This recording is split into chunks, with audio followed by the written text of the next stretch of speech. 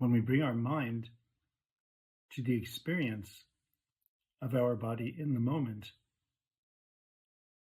we receive a particular taste that lets us know we are connected to the body.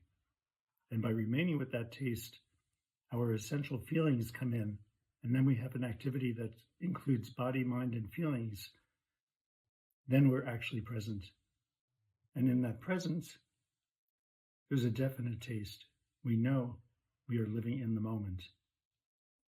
Everyone is attracted to the idea of living in the moment. We all want to do that. But in order to live in the moment, we first have to let go of living in the past and future. To come to the moment, we need something that's a marker, an anchor, that shows us what that really means. And that marker is our body.